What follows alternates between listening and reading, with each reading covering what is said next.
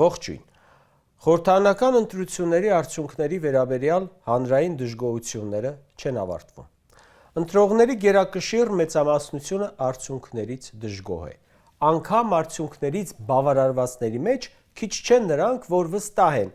այդ տարածը Փաշինյանի ձայները չեն։ Նիկոլի ընտրողների եմ հանդիպել, որ ասում են. տեսար ոնց դզեց, փչեց մնաց։ Այսինքն, անգամ նիկոլականներն են հասկանում, որ այս հաղթանակը լեգիտիմ չէ։ Մարդիկ վստահ են, որ վարչապետի աթոռը դրան չի պատկանում, նա այլևս նախկին է, ուղղակի զորով պահում է։ Հենց դրա համար էլ իրավիճակը հանդարտվելու որևէ հնարավորություն չունի։ Իշխանազավթներն ասում են, բա եթե կեղծված է, ինչու 100 հազարավոր մարդիկ հենց հիմա հրապարակում չեն։ Այն, որ մեր երկրում բողոքի ցույցեր տեղի չեն ունենում, չի նշանակում, թե ժողովուրդը հաշտվել է։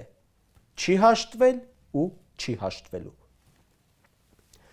Քաղաքացին համոզված է, որ հրապարակված թվերը իրենց կամքի հետ անգամ հեռավոր կապ չունեն,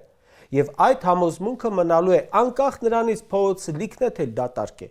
Այո, մարդկանց մեջ կա հիասթափություն, քաղաքական գործընթացների նկատմամբ անվստահություն։ Մարդիկ ծանր հոգեբանական հյուծվածության մեջ են։ 8 տարի շարունակ այս ռեժիմը մաշել է հանրության նյարդերը, բերելով պատերազմներ, զոհեր, հայրենիքի կորուստ, մշտական սթրես։ Ու հիմա այդքանից հետո ընտրողների շուրջ 60%-ը գնացել է տեղամաս, որ ի վերջո պրծնի ազատվի փորձանքից։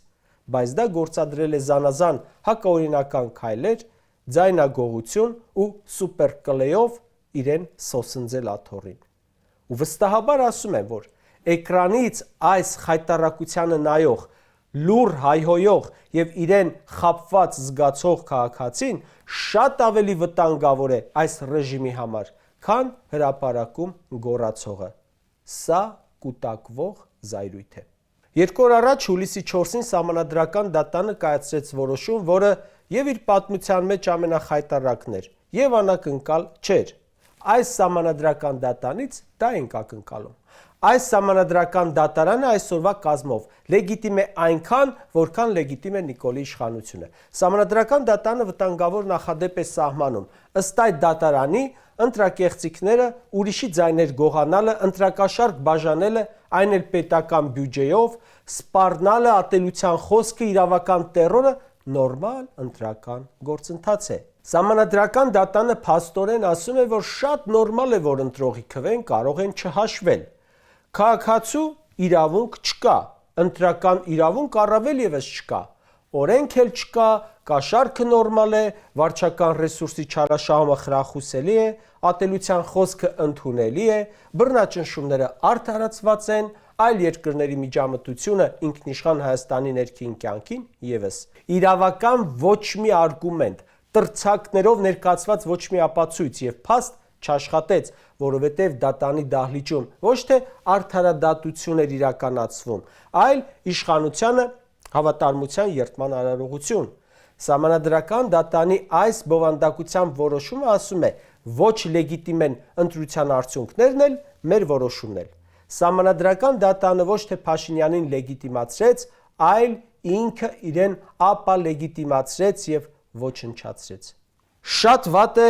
ծառայամտությունը, երբ պաշտոնի նշանակվողը համարում է, որ ինքը այնտեղ հայտնվել է ոչ թե իր արժանինքների, գիտելիքների եւ պրոֆեսիոնալիզմի համար, այլ որպես լավություն եւ պետք է վարձահատույց լինի։ Ժողովուրդը կարող է մտածել, որ այս Սահմանադրական դատանի կազմը ընդհանրապես շնորհակալություն են հայտնել Փաշինյանին իրենց Սահմանադրական դատանի անդամ դարձնելու համար։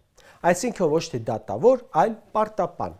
Սահմանադրական դատանը դատավոր կոչվածները, որոնց Փաշինյանը ժամանակին հավաքել էր անհասկանալի ՀԿ-ներից, փաստաբանական նեղ գրասենյակներից եւ այլ տեղերից։ Ժողովուրդը կարող է մտածել, որ հերթական շնորհակալություն են հայտնում Փաշինյանին, որոնք վերջ չեն ունենալու, քանի դեռ իրենք այդ պաշտոնին են։ Իսկ Նիկոլը իր պաշտոնին։ Այլապես, եթե Նիկոլը չլիներ, գուցե Արման Դիլանյանը շարունակեր կատարել Սահմանադրական դատանի աշխատակազմի իրավախորհրդատվական ծառայության պետի պարտականությունները կամ վարչական դատարանի դատավորի, բայց տեսեք, Սահմանադրական դատանի նախագահ է։ Արթուր Վաղարշյանը կարող էր մնալ որպես ԵՊՀ դասախոս, ինչպես հիմա է, բայց առանց Սահմանադրական դատանի դատավորի բարձր պաշտոնի։ Սեդա Սաֆարյանը կարող էր մնալ որպես մարտի 1-ի գործով Քլոյանենց փաստաբան կամ ավագ փորձագետ, բայց ոչ երբեք Սահմանադրական դատանի դատավոր, պատավատով։ Հովակիմ Հովակիմյանը կարող էր մնալ որպես նախագահի աշխատակազմում վարչության պետ, բայց ՍԴ դատավոր է։ Էդգար Շաթիրյանը կարող էր մնալ որպես ՄԱԿ-ի զարգացման ծրագրերի փորձագետ, բայց ՍԴ դատավոր է։ Պատկերացնում եք, Սահմանադրական դատանի դատավորների կեսից շատը կյանքում մի օր դատավոր չի աշխատել ու հիմա միանգամից բարձր դատարանում է։ Բա Նիկոլին նրանք մի անգամ շնորհակալություն ասելով կպրծնեն, այնքան հակասահմանադրական օրենքներ են նրանք սահմանադրական ճանաչել ու դեռ ճանաչելու են։ Փաշինյանը ստացավ իր ուզած թուղթը, իսկ դատավորները վճարեցին իրենց անձնական պարտքը։ Քաղաքացին ասում է. Սահմանադրական դատարանն ու սահմանադրությունը ինչ են կանում։ Եթե չեն աշխատում, ինչու են իզուր այդքան փող վատնում։ Եթե պետք է Նիկոլի Դոյեն որոշում չկայացնեն, նախ խախտի սահմանադրությունը, այդ պահապաններն ասեն նորմալ է։ Հենա թող այդ հսկայական շենքը փակեն, սարքեն հյուրանոց, Սահմանադրական դատանի կազմը կրճատեն, թողեն մի երկու անդամ, դրանց էլ տեղավորեն ՔՊ, Սայաթ Նովա փողոցի գրասենյակում, այնտեղ աշխատեն։ Շատ տրամաբանական տեսակետ է, ասեմ, որ այսօրվա Հայաստանի պայմաններում։ Ոստիկանությունը, քննչական կոմիտեն, դատախազությունը, հակակոռուպցիոն կոմիտեն, Սահմանադրական դատանը Նիկոլի ծանր հրետանիներն են, որոնց նա օգտագործում է ամեն մեկին իր հերթին։ Ինքնահռչակ այս իշխանության գործողություններն էլ որևէ կերպ չեն լիցքաթափում իրավիճակը։ Հակառակը, ավելի են բորբոքում։ Հետընտրական այս փուլում շարունակվում են բռնաճնշումները, ել ավելի մեծ թափով, խուզարկություններ, բիզնեսի խլում, աշխատատեղերի փակում, քաղաքական երանգով կալանավորումներ։ Սա հենց իր ոչ լեգիտիմությունը հասկացող իշխանության քայլեր են, որը բռնաճնշումները դիտում է իշխանությունը պահելու գործիք։ Գլխավոր փաստը հետևյալն է. Նիկոլ Փաշինյանը հունիսի 7-ի ընտրություններում չի հաղթել։ Երբ քաղաքացին տեսնում է, որ իշխանությունը չի ընտրվում, բայց մնում է, երբ մտածում է, որ ընտրություններով չեն կարող փոխել, սա կարող է քաղաքացու գործողությունները տեղափոխել անկանխատեսելիության դաշտ։ Ընդհանրապես երկիրը գցել անկանխատեսելիության փուլ։ Հասարակության տրամադրությունները չեն փոխվել։ Լարվածությունը չի թուլացել։ Մարդիկ զգում են իրենց խաբված, քցված։ Հանրային լռությունը մանդատ չէ։ Գողացած իշխանությունը հնարավոր չէ օրինականացնել։ Եթե նախորդ ընտրությունների արդյունքներով Նիկոլը կարող էր ասել ինչ որ է ինձ են ընտրում ժողովուրդը, հիմա չի կարող ասել։ Որևէ մեկին չի կարող ասել ժողովուրդը ինձ է ընտրում։ Ոչ, ժողովուրդը քեզ չի ընտրում։ Քեզ պահում է իշխանության իրավապահ համակարգը։ Քեզ պահում են իշխանության քո նշանակած մարդիկ։ Քեզ պահում են իշխանության այն տարատեսակ ինստիտուտները, որոնց մասին քիչ առաջ ասեցի եւ որոնք հենց դրան են կոչված։ Ու դա ժողովրդի ցանկությունը չէ, որովհետև եթե ժողովրդի ցանկությամբ առաջնորդվեին, առնվազն կամ կդնեին երկրորդ փուլ, կամ մանդատները կվերաբաշխեին եւ ԲՀԿ-ին կվերադարձնեին 5 մանդատը, կամ կչեղարկեին արդյունքները։ Այդքանը որ չեք անում, չորով ասում եք ինքն է,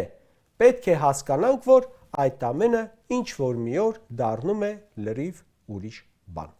Կարճ ասած, սա կանխատեսում չէ։ Պատմությունն է հուշում, որ ի հակառակ ժողովրդի ցանկության եւ ակնհայտ իրավականությունից ու օրինականությունից դուրս աճպարարությունների արդյունքում իշխանության պահածները երկար չեն տևում եւ դրա մասին բոլորը լավ հասկանում են, այդ թվում իշխանության ներսում։ Իսկ իշխանության ներսում ինչեր կարող են խոսել, ինչեր կարող են ակնարկել, դրա մասին կխոսենք վաղը։